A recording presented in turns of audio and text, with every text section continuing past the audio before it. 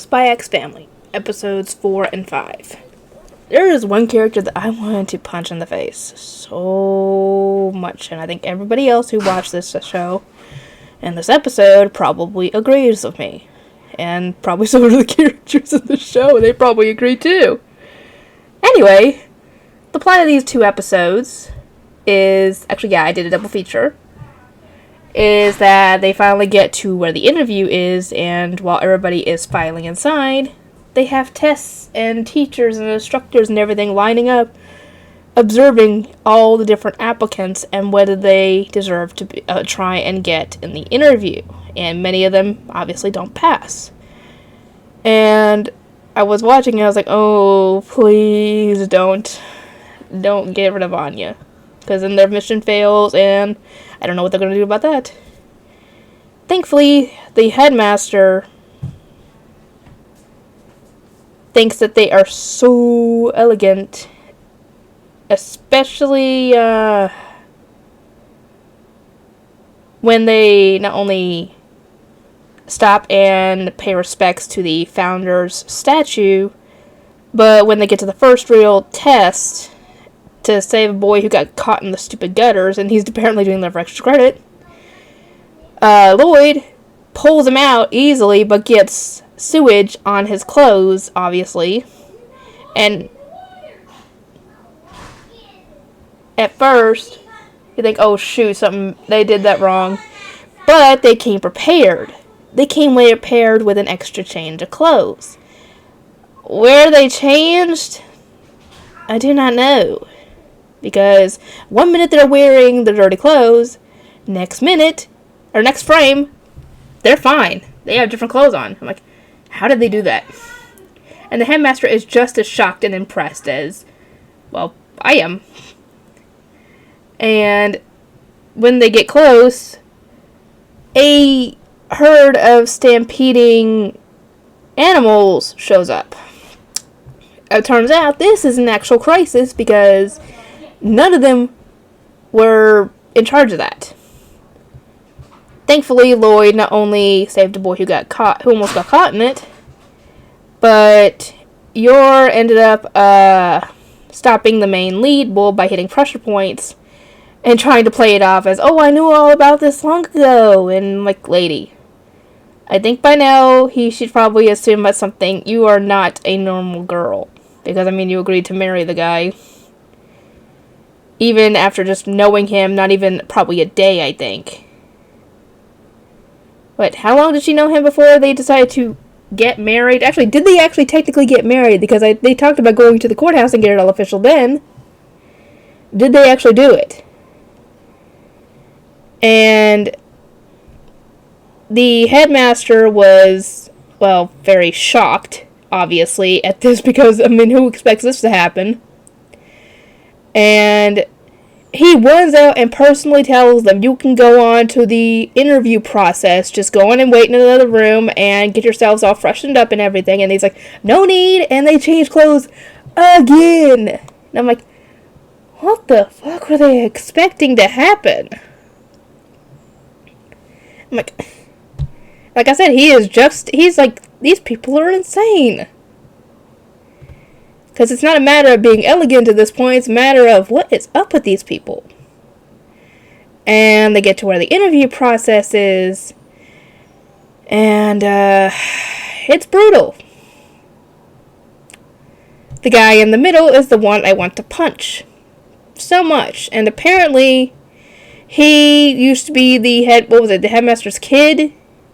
Or the headmaster's son, and he just got divorced, and his wife took his kid away in the custody thing for the divorce. So he's all bitter and hates families. So essentially he wants to, I think if he had his way, he probably wouldn't admit anybody else to that school. And the guy on the right and the headmaster are pretty nice guys. The guy on the right's really nice. And, they answer the standard questions, and then they get to Anya, and I was like, oh dear, here comes the real test, because you can coach her as much to your blue in the face, and you can be prepared for just about anything, but if she slips up, it's all game over. And I was like, this is where her telepath ability could come and hit her mind reading ability could come in handy, because if he knew that she was a mind reader, he could feed her the correct answer. She would just have to look at him, read his mind when they ask her a question, and then give the right answer. Why didn't they do that? I mean, surely at this point they know she's not a normal girl. I don't think that being a mind reader would be too out of the realm of possibilities, considering there's assassins and spies in this world. It wouldn't surprise me if they had experiments like that turned her into a friggin' little mind reader.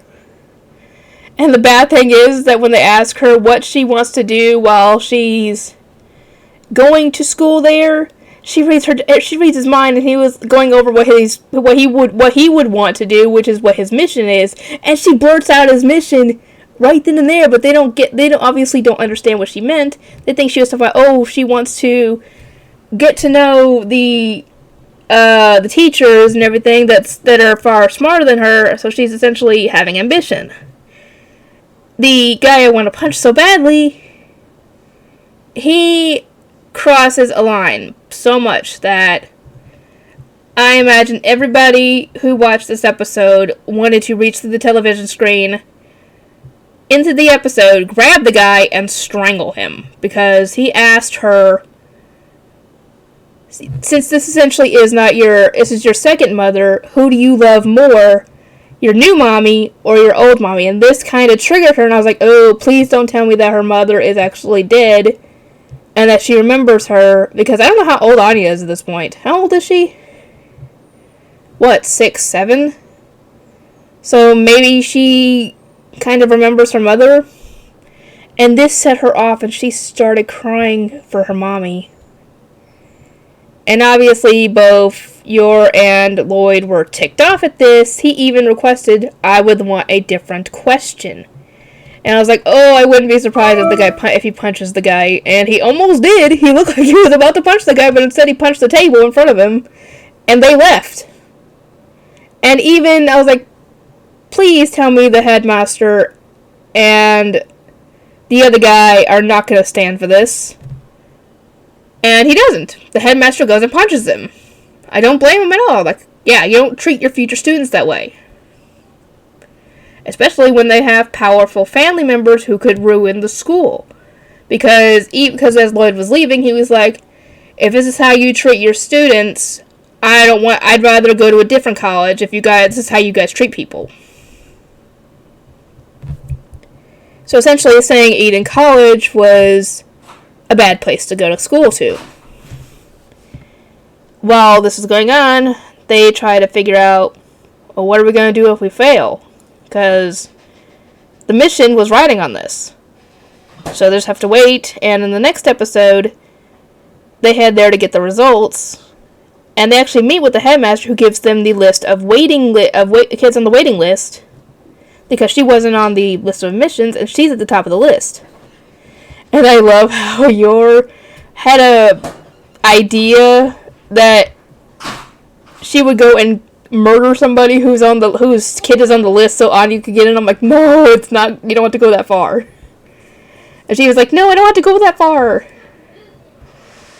And thankfully, she ends up getting in, and to celebrate, the informant guy tells her, oh, your daddy promised you whatever you want if you succeeded in getting in. And she was like, I want this. And she was wanting to play act something in that spy show she was watching, and they could rent out a castle that was like it. And they get all the agents in the agency in on this and act it out with all the other agents as the bad guys and the informant as the main bad guy, holding Anya hostage while the spy hero, who is Lloyd, has to go and save her. It was insane. It was funny. And poor Lloyd was embarrassed he was so embarrassed. The poor guy was embarrassed. You could tell because his ears were turning red as well. And thankfully, Anya had the best time. As for what's going to happen next, we'll just have to wait and get next episode, which I am assuming will come out tomorrow or next week, I'm not sure. Anyway, I'll see ya.